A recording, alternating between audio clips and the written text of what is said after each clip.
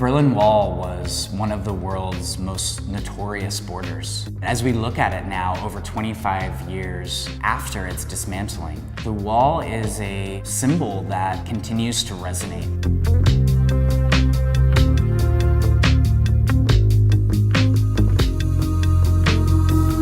The Wall in Our Heads is an exhibition and public history project that reflects on the legacy of the Berlin Wall in American culture. There are the works of 23 artists in the show, well-known artists like Keith Haring, Adrian Piper, Jonathan Borofsky. For each of these artists, they're responding to the history of military occupation, of the traumas of violence, but they're also looking at the way that Berlin was a space of cultural exchange, especially around their own American identities. Leonard Fried's image of an African-American soldier guarding a weeks-old Berlin Wall in 1961 actually inspired this entire research project. Leonard was in Berlin and he encounters an African-American soldier in front of the weeks-old Berlin Wall and sees a contradiction of American culture, that this is a soldier who's guarding democracy abroad but denied full rights at home. This epitomizes one of the principles of the show. We think of 1989 as the year that walls would fully become obsolete.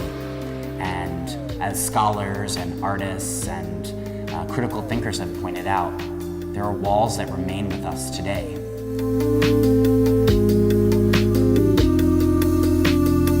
There are also others that join in this close artistic and historical study of Berlin. We've been able to collaborate with a number of faculty members and students who have engaged with the work and created new content, including a student publication called Keywords on Division. I was able to ask former writing students to respond to the artwork. They would pick a term and utilize it as a way to connect artwork in the show with contemporary political issues. It was essential that they direct their own paths of study and to think of themselves in a true way, which is that they're pivotal critical thinkers on this campus.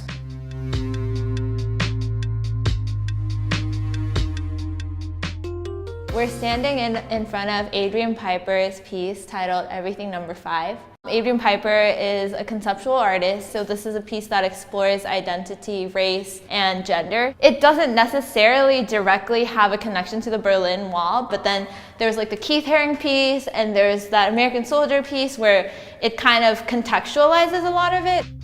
We try to create this room to be an introduction conceptually, but also more materialistically, in a sense that it creates a very solid, introductory narrative of what the show is trying to say.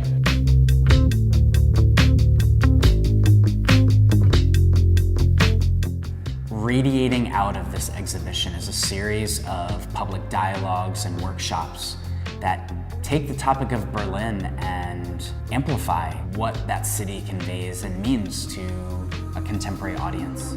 I think people go and they want to see the wall, and it's not there. I mean, you can see a little thing, but you don't quite get it, and you then think, I must be missing it, and where was the wall, and how can I go to find where the wall was? And I mean, this erasure is an extraordinary act. It seems almost to me like a violation. Cleaning up history and throwing it out, that's not good. Leaving it as a ruin is not moving forward, and simply moving forward and ignoring history and saying things begin now is also not true. So I think it's only in Berlin.